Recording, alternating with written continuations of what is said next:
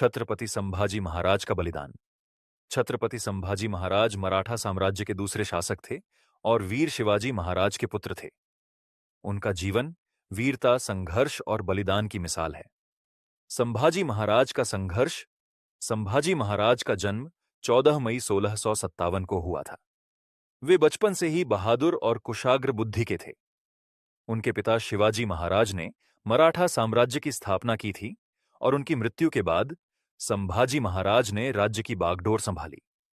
उनके शासनकाल में मुगलों, पुर्तगालियों और अंग्रेजों से लगातार संघर्ष हुआ।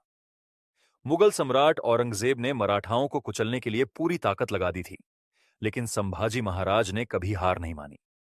वे अपने पराक्रम और रणनीति से लगातार मुगलों को चुनौती देते रहे। कैसे पकड़े गए संभाजी महाराज?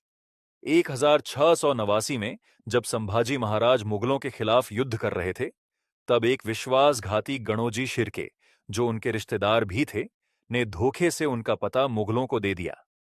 संभाजी महाराज और उनके मित्र कवि कलश को मुगलों ने पकड़ लिया। उन्हें औरंगजेब के सामने पेश किया गया। संभाजी महाराज पर अत्याचार और बलिदान।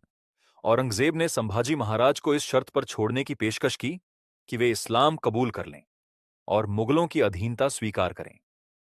लेकिन संभाजी महाराज ने गर्व से कहा, मैं मर जाऊंगा, लेकिन धर्म और मातृभूमि के साथ विश्वासघात नहीं करूंगा। इससे औरंगजेब क्रोधित हो गया और उसने भयानक यातनाएं देने का आदेश दिया। सजा की शुरुआत। सबसे पहले उनकी आंखों में गर्म लोहे की सलाखें डाल दी गईं।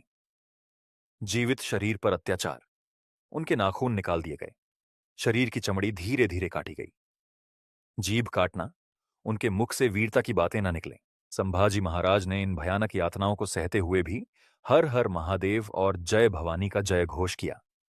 उन्होंने अपने धर्म और राष्ट्र के लिए प्राणों की आहुति दी, लेकिन मुगलों के आगे झुके नहीं। बलिदान का प्रभाव। संभाजी महाराज की मृत्यु के बाद मराठाओं के मन में औरंगजेब के प्रति घृणा और क्रोध और बढ़ गया। इस बलिदान ने मराठाओं को एकजुट कर दिया और अंततः मराठा साम्राज्य ने मुगलों को पराजित किया। संभाजी महाराज का बलिदान भारत के इतिहास में स्वाभिमान और निडरता का प्रतीक बना।